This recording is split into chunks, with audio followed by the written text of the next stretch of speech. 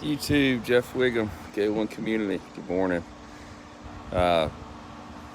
It's like part two, double chat. You know, we talked about not looking back, pressing forward.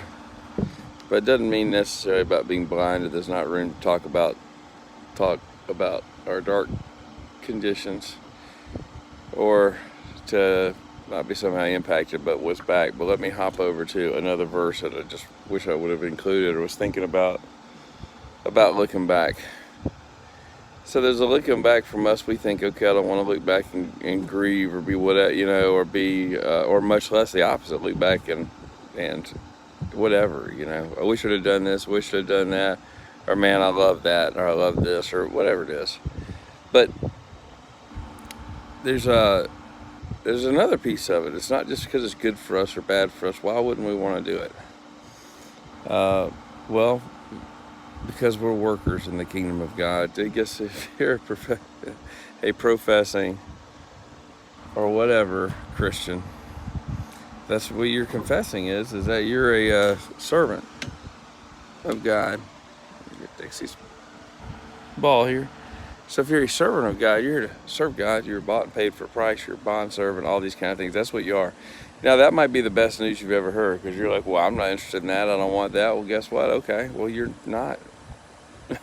You're not in the club, I guess, because that's what a Christian is, right? A follower of Christ is. Okay, but moving on, the verse. Oh, it's Luke. What's the passage? All right, I just forgot the numbers. I guess y'all can look it up.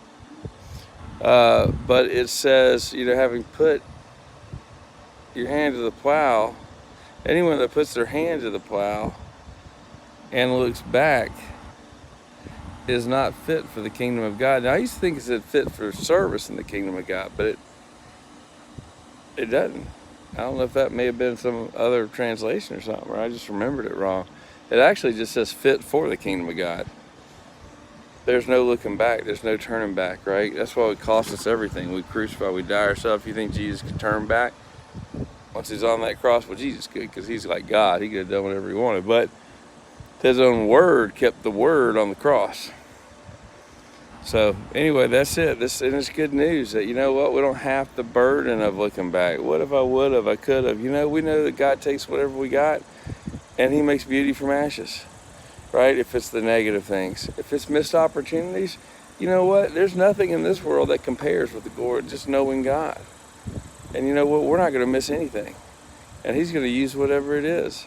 And so you know what? That's the part. If it's...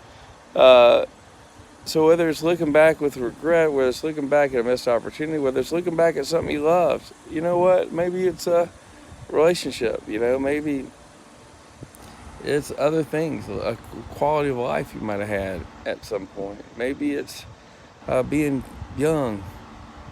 Maybe for me it's, back when I was pretty. But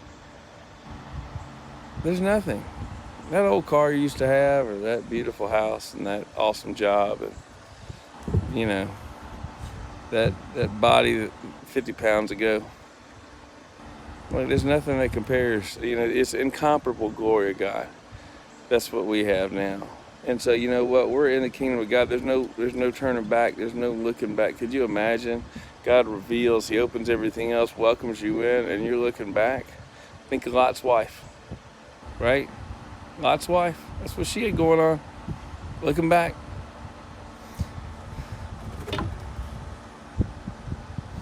All right, well, I bless you for a second time, but all right, y'all have a good day.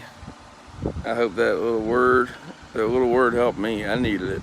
So maybe I'm the only one that's ever might watch this video. I'm probably not going to watch the video. All right, take care.